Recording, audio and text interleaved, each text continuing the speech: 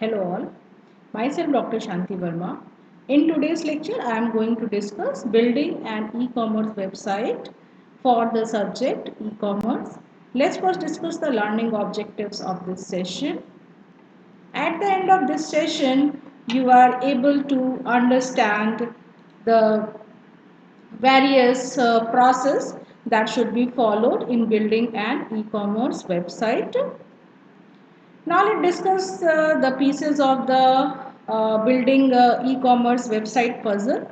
You can see in this figure there are various factors that are associated while we are developing any e-commerce websites, like the organizational capabilities, hardware architectures, softwares, telecommunication needs, human resources, and the site designs factors. All these are the important pieces of and the building blocks for the e-commerce websites. Now let's discuss a systematic approach for building an e-commerce website. The first step for this is a planning. Planning is basically a part of the system development life cycle. Second is a system analysis. System analysis, you have to define or identify the business objectives, system functionality and information requirements of system. The third is a system design. In the system design, you have to understand hardware and software platforms required for the e-commerce website. Next is a building the system, that is a in-house or the outsourcing systems. Next is a testing the system, and the last is a implementation and maintenance. Let's discuss all these steps in detail. First is a planning.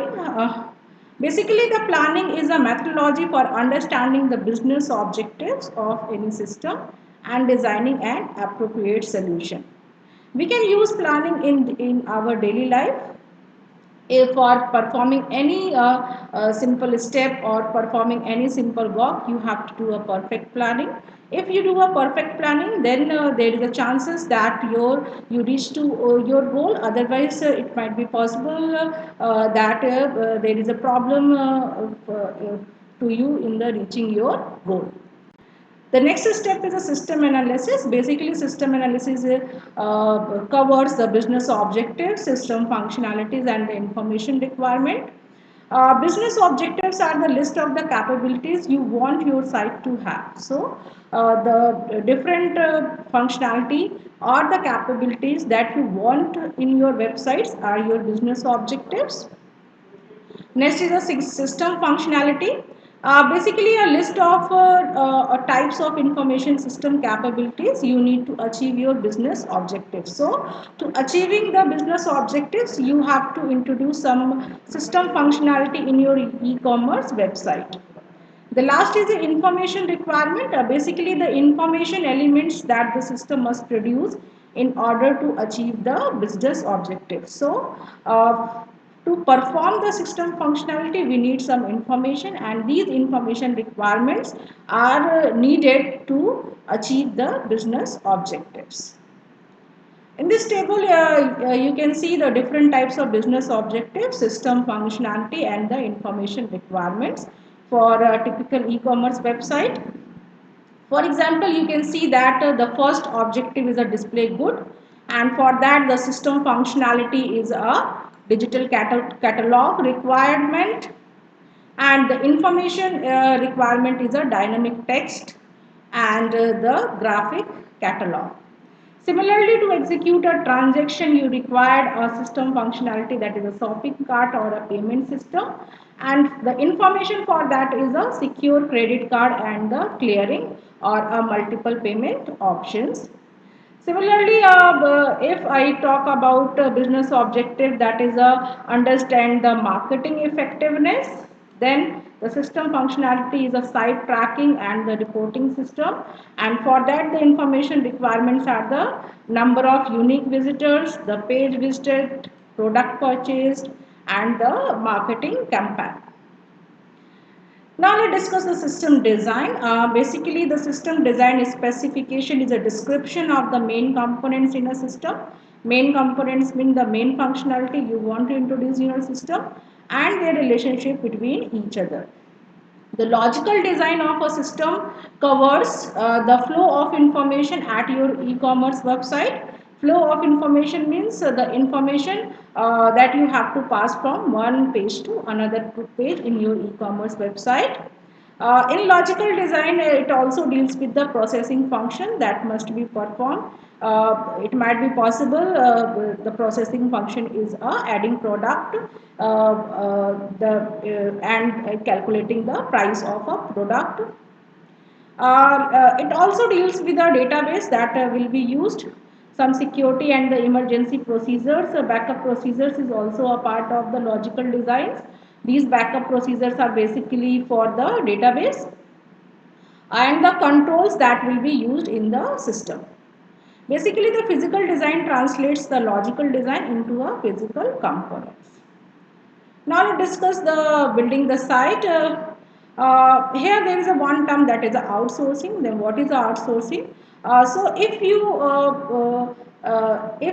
don't perform all the tasks by your own, then you have to hire an outside vendor to provide the services that you cannot perform with in-house personnel, and these services are called the outsourcing. Various e-commerce websites use the different types of outsourcing for the customer support. In outsourcing, there is also one term that is called as co-location. So, what is co-location? When a firm purchases or leases a web server, but locates the server in a vendor's physical facility. So, server is not in your hand, server is in the vendor's hand. Then this is called as a co-location, and in the co-location, the vendor maintains the facility, communicates line and the machinery. Now let's discuss the spectrum of e-commerce website. There are three factors, that is for building an e-commerce website from scratch you need some technologies like HTML, Dreamweaver, PageMill, front-end CGI scripts and SQL database. After that, you have to need a packaged site building tools. Some examples are the Microsoft Commerce Server, IBM WebSphere, and the Open Market. And in the next step, you need some used pre-built templates.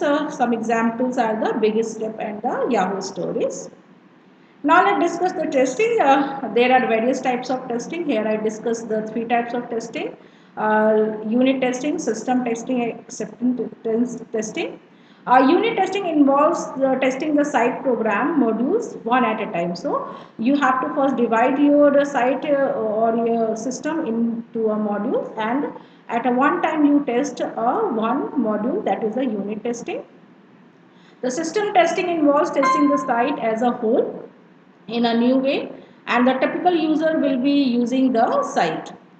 In the acceptance testing, you have to verify that the business objective you defined for the system was originally conceived are in the fact working. So in the acceptance testing, you have to verify the system objectives are properly working in a website or not. Now let's discuss the implementation. In the implementation, there are one term that is a benchmarking. So when you implement your website, you have to first compare your website with your competitors in terms of the response speed, quality of layout and design. If your website follow the benchmarking or improve or verifies the benchmarking standards, so you can implement your website in the web server. Basically, after implementation, there is a maintenance phase. In the maintenance phase is the ongoing phase. This is a continuous. In the maintenance, there are three dividation. 20% of the time devoted to a debugging code, and 20% concerned with the changing reports, data files and links to the backend databases. But the 60% devotes to a general administrations and making changes and enhancement to the system.